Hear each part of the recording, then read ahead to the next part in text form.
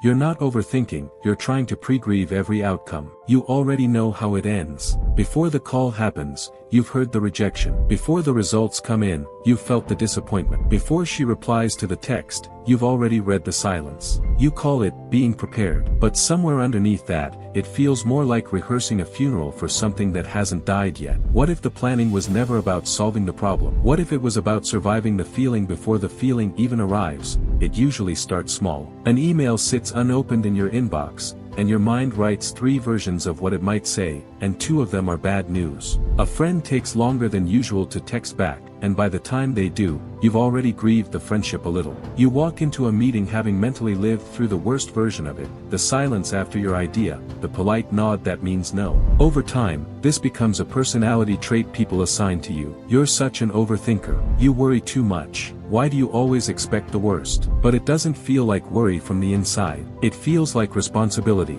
Like if you don't imagine it, you won't be ready for it. And so it starts shaping the decisions you make. You don't send the message first. You don't apply for the role. You keep one foot outside the relationship, just in case. Not because you don't want things, because wanting things loudly feels dangerous. Somewhere along the way, your inner voice stopped asking, what do I want to happen? It started asking, what's the safest way to expect nothing? That question has a name in psychology. And it isn't weakness. You are not broken. Here's the part almost no one tells you. This isn't a flaw in your thinking. It's a strategy your mind built, and for a while, it worked. Somewhere in your history, disappointment arrived without warning. Maybe it was a parent's mood you couldn't predict. Maybe it was a loss that blindsided you. Maybe it was simply one too many times where hope was followed by a hit you didn't see coming. So your mind made a quiet deal with you. If I imagine the pain now, in small doses, on my own terms, it won't be able to ambush me later. That's not self-sabotage. That's a nervous system trying to protect you the only way it knew how. You didn't become a worst-case thinker because you're pessimistic. You became one because, at some point, imagining the worst was safer than being surprised by it. The mechanism, why the brain does this. Here's what's actually happening underneath. Grief isn't only something that happens after a loss. Psychologists have long noted that we also grieve anticipated losses. This is called anticipatory grief. It's the same emotional process, just running before the ending instead of after. Your brain doesn't fully distinguish between a loss that's happening and a loss that's vividly imagined. When you rehearse the worst outcome in detail, your body responds as if it's already occurring, a small wave of sadness, a tightening in the chest, a bracing. Think of it like a smoke detector in your house.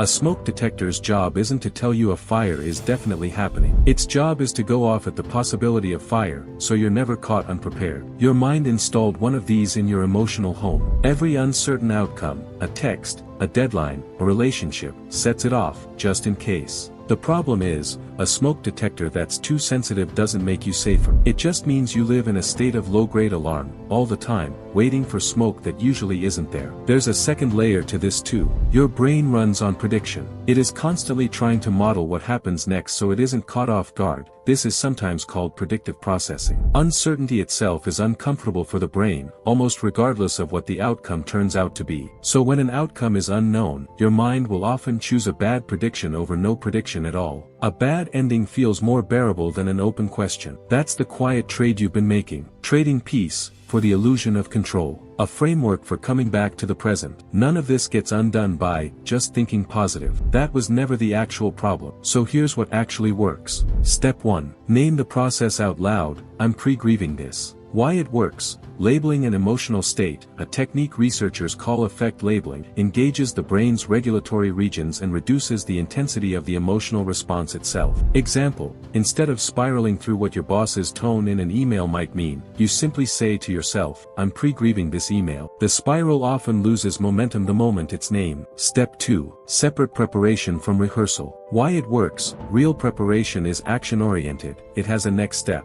Rehearsal is emotion-oriented. It just loops the feeling. Your brain can tell the difference once you ask it to. Example, if you're waiting on test results, preparation looks like knowing who you'd call for support. Rehearsal looks like replaying the doctor's imagined voice 15 times. Ask yourself, is this producing a plan, or just producing pain. Step 3. Give the fear a time limit. Why it works. Open-ended worry keeps the threat response switched on indefinitely. A boundary, even an artificial one, signals to your nervous system that the alarm has an end point, which lowers its intensity. Example, I'll let myself think about this for 5 minutes tonight, then I'm done for today. It sounds simple. It works because your brain believes the boundary and starts to relax around it. Step 4. Practice tolerating the unknown in small doses. Why it works. Avoidance of uncertainty is what keeps this pattern alive. Deliberately sitting with a small unresolved question, without solving or predicting it, slowly retrains your threshold for ambiguity. Example, send a text and don't reread it 12 times. Let the silence exist for an hour without filling it with a story. Step 5. Ask what you're actually protecting. Why it works.